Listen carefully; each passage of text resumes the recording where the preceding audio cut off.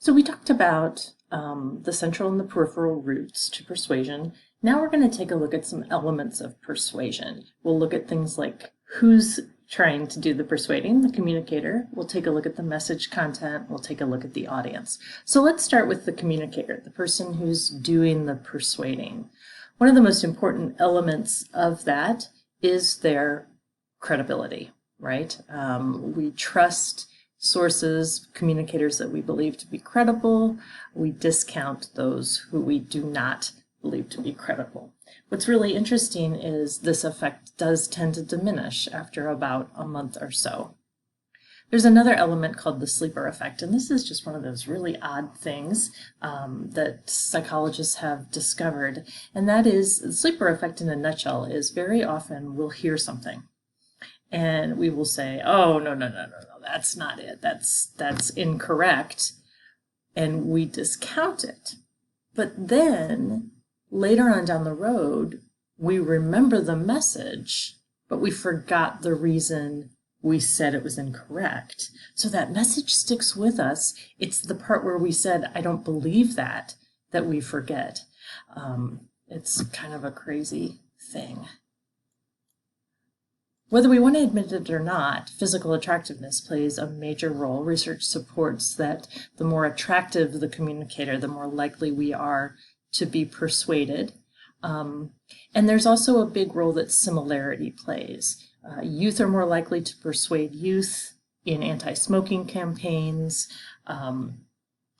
This is why I take Sophia to both a female dentist and a female orthodontist and a female doctor. I figured those people are going to be more influential to her because they are similar. Even mimicking. Salespeople are taught to mimic, and when we use the word mimic, that sounds kind of like you're making fun of someone, copying what they do.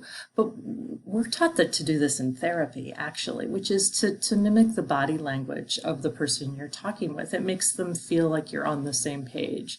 So if somebody is bent over and looking closely at something, you would want to do the same. You wouldn't want to act disinterested. So even with the body language, that helps the credibility of the communicator. And the regular guy, we see more and more of that on advertisements, but a lot of people are just regular people, and so we're more likely to be persuaded by people who are similar to us. The next thing I want to do is show you an interesting clip I found regarding the communicator. They're going to walk through 3 instances right at the beginning where you have to pick.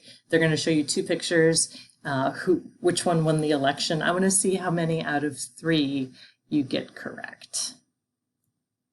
Thing is a persuasive face. Want to see what we mean? In this next experiment, we're going to show you the faces of Different candidates from various local elections. We've paired up some of the winners with some of the losers. Something tells me somehow you're going to be able to pick the winner just by looking at them. Ready? See if you can tell which of these candidates won their election.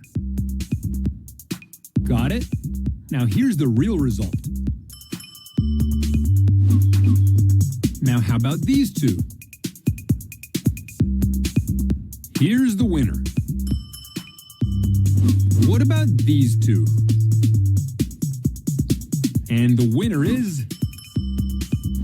So how did you do?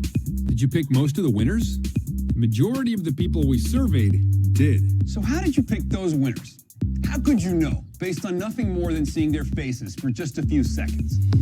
Bulgarian perception specialist Alex Todorov of Princeton University found the answer in a groundbreaking 2007 experiment. A very rapid glance is sufficient to predict about 70% of the election outcomes. 70% of the time, we can predict the winners of elections based on their faces alone. It's pretty incredible. But what is it about these winners that persuaded your brain to vote for them? It's not just the clothes, the background, or even the smile. The answer has to do with 2 specific qualities you saw in their facial structure. In our studies, we found that candidates who look more competent and more trustworthy were more likely to be elected in office. Competence and trustworthiness. You may find it hard to believe your brain can make such complex social assessments based on a face alone, but it can. Give it a shot. Which one of these faces looks the most trustworthy? This one? Or this one? What about this one? Made your choice? If you chose face 1, you're with 85% of the people we surveyed. Although our judgments of someone else's character aren't necessarily accurate, they happen in the blink of an eye. Todorov's study revealed your brain can literally decide if it trusts someone within a tenth of a second of seeing his or her face. As the face becomes more feminine, it becomes more trustworthy. It also becomes looking much happier. And as it becomes more masculine, it becomes less trustworthy. Want to see how your brain's snap judgments about trustworthiness play out in the real world? I'm taking a few more of these photos to a New Jersey mall to see if volunteers can call elections based only on some photos. Who do you think looks more trustworthy? Which one's your choice? Let's see what some of these folks say. I would have to go this guy. I'm gonna go with him. Vote for me, vote for me. To go the one on the right. I'm just going by my gut. He's got a nicer face. He looks more comfortable. He looks approachable. As it turns out, he beat this guy in a local election. First impressions. Your impression was the same as the majority of voters. You didn't know anything about their policies, you don't know what they were running on, and yet you basically knew who the winner was. That's really interesting. Right? Amazingly, time and again, these people chose the actual winners based just on their looks.